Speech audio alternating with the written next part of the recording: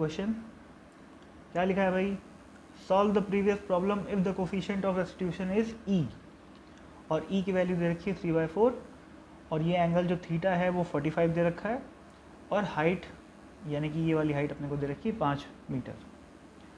तो क्या पिछले क्वेश्चन के आंसर में हम लोग सिंपली एच की वैल्यू और थीटा की वैल्यू को पुट करेंगे तो आंसर आएगा क्या? नहीं आएगा, क्योंकि वहाँ पर क्या दे रखा था, इलास्टिक कोलिजन, जबकि यहाँ पर क्या दे रखा है, इन इलास्टिक कोलिजन या पार्शियली इलास्टिक कोलिजन।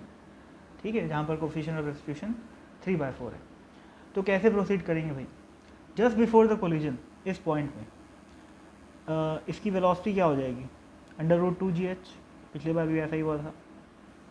उसके बाद पिछले बार तो क्या था कि भाई इलास्टिक कोलिजन था तो अपन इसको बिल्कुल सिमेट्रिकली भेज दिए थे, है ना, ऐसे आया था और सिमेट्रिकली टकरा के ऐसे चले गया था, सच दैट ये वाला एंगल और ये वाला एंगल सेम था। पर इस बार ऐसा नहीं होएगा।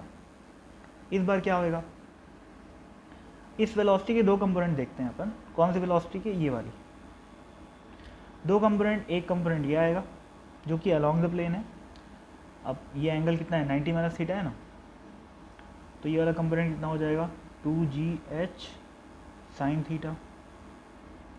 ठीक है, और ये वाला कंपोनेंट क्या हो जाएगा, 2gh cos theta, √2gh cos theta. ये हो गया। अब देखो इस वेलोसिटी, भाई कोलिजन कहाँ हो रहा है, कोलिजन जो है वो इस डायरेक्शन में हो रहा है, ऐसे, है ना। कोलिजन वाला जो फोर्स है, इम्पैक्ट जहाँ पर लगेगा वो कौन सी एक्सिस में लग रहा है, वो वाई एक्सिस में लग रहा है। वाई एक्सिस मतलब परपेंडिकुलर टू द प्लेन। तो इसका मतलब किस वेलोसिटी में चेंज लाएगा, वो इस वेलोसिटी में चेंज लाएगा।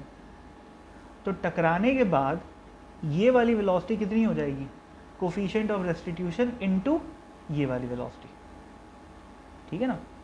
तो जाने वाले वेलोसिटी मान लेते हैं कि, अब देखो यार, इस डायरेक्शन में तो नहीं जाएगा, ठीक है, किस डायरेक्शन में जाएगा, थोड़ा सा ऐसे नीचे की तरफ जाएगा। क्यों? क्योंकि ये वाली वेलोसिटी नहीं बदलेगी, समझ रहे हो, क्योंकि यहाँ पर तो कोई फोर्स ही नहीं लग रहा है ना, ये तो एक्स डायरेक्शन है। ये वाली वेलोसिटी बदलेगी और ये वेलोसिटी थोड़ी सी कम हो जाएगी। ठीक है, तो जाते समय जो ये अपनी वेलोसिटी है उसके दो कंपोनेंट रहेंगे, एक कंपोनेंट ये वाला और दूसरा ये वाला।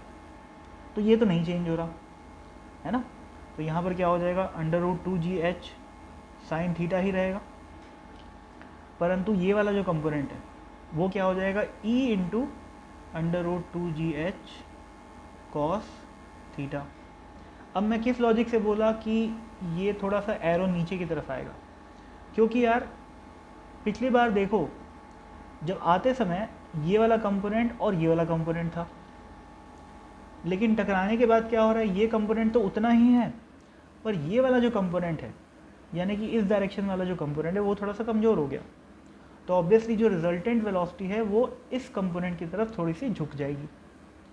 तो इलास्टिक कोलिजन में अगर ऐसे जा रही थी बॉल, तो इस पर्टिकुलर कोलिजन में, इस पर्टिकुलर केस में क्या होएगा, थोड़ी सी ऐसे चली जाएगी। मैं ये बस समझा रहा हूँ भाई, इसका क्वेश्चन सॉल्व करने से रिलेशन नहीं है, लेकिन पता तो होना चाहिए ना, हाँ ऐसा ऐसा होता है। अब क्या करें, अब क्या निकालना है अपने को निकालना है अब वही, पिछली बार क्या निकालना था, रेंज निकालना था, तो इस बार भी रेंज निकालना है। पर फ़र्क क्या पड़ गया, पिछली बार वाई डायरेक्शन में ये वाली वेलोसिटी थी और एक्स डायरेक्शन में ये वाली वेलोसिटी थी। सॉरी, पिछली बार वाई डायरेक्शन में ये थी एज इट इज़ और एक्स डायरेक्शन में ये थी, पर अब क्या हो गया है, ई इंटू ये हो गया है और ये एज इट इज़ है।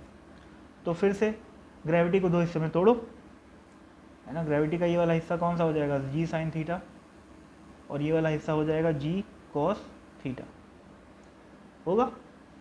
और फिर से वही बात है, जिसको इंक्लाइन मोशन, जिसको incline projectile motion in on incline plane वाला कॉन्सेप्ट पता होगा, वो इस क्वेश्चन को फर्दर आगे बढ़ के सॉल्व कर सकता है।